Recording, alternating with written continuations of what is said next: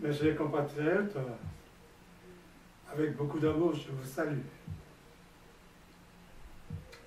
Aujourd'hui, c'est le 7 mai. Cela symbolise un jour ma venue sur la terre. J'ai parcouru des années et des années sur cette terre,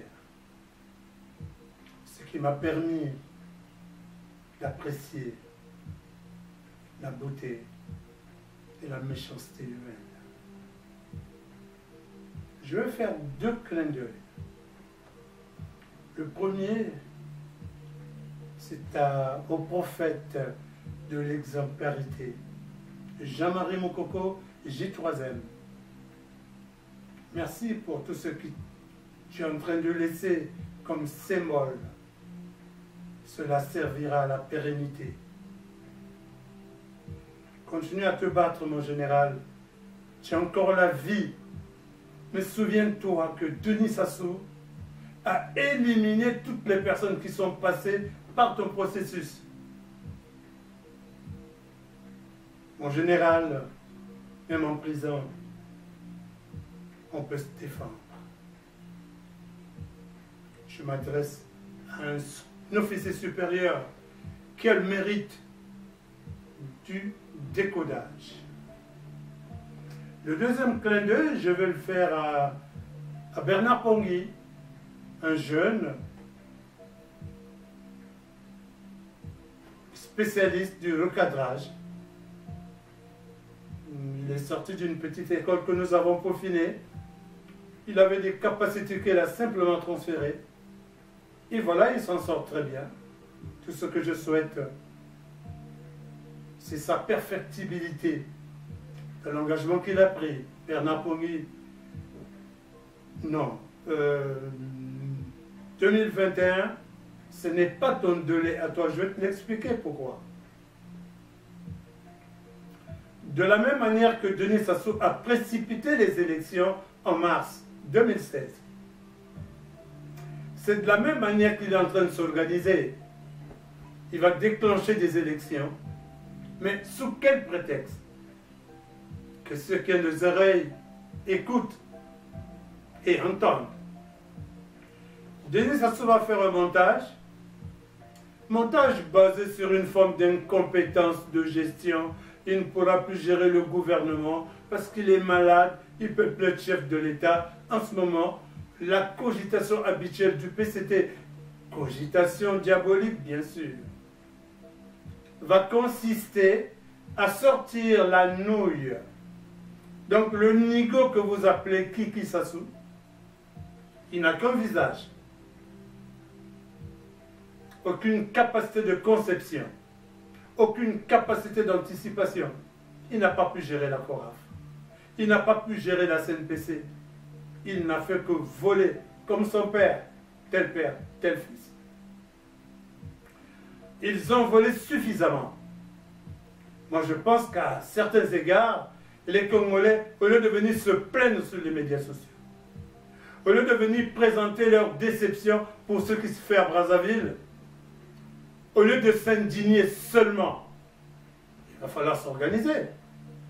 Mais mon Dieu, quand un voleur rentre chez toi par effraction et commence à vouloir violer tes filles et ton épouse, à tuer tes enfants, même si tu es faible, tu vas aller chercher la petite machette que tu as gardée quelque part, ou le morceau de bâton, de baseball. Je reviens sur mon propos initial. Denis Sassou va faire un montage. Quand vous voyez le nigo de son fils monter au créneau pour venir nous présenter une certaine vision inintelligible, avec Colline Makosso, Bernard Pongui l'a déjà dit, qui acclame comme quelqu'un qui a été robotisé. Il a rassemblé quelques nouilles et des nigos de OND, Poto et autres pour venir acclamer et moutonner.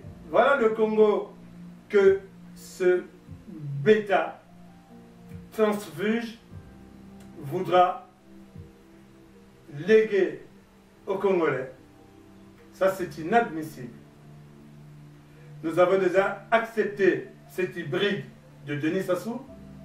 Maintenant, s'il nous amène un transfuge, alors là, mes chers amis, et que vous attendiez que ce transfuge arrive au pouvoir pour vous plaindre, vous commettez là une grave erreur. Heureusement, je suis monté au créneau uniquement à cause de mon âge vénérable. Parce que j'ai pris la décision d'agir à l'homme. Quelqu'un m'a dit, mais tes sorties nombreuses n'ont pas inquiété Sassou. Je lui ai répondu que j'étais une araignée. Je tissais ma toile. Pas comme les faux colonels et les généraux qui sont en exil en train d'attendre le pécule de Denis Sassou, qui ne sont même pas capables d'aller contacter leurs anciens collègues, qui ne sont même pas capables d'aller contacter des personnes lesquelles ils auraient créé un réseau. Un petit code d'honneur quand même pour aller sauver la République. Ou ceux-là qui se réclament hommes politiques de l'opposition, ils sont en exil, ils ne fichent rien pour soutenir le pays qui est complètement embastillé, le pays qui vit au bout du canon de Denis Sassou, au bout des hélicoptères et autres blindés de Denis Sassou, qu'il a acheté avec l'argent du contribuable.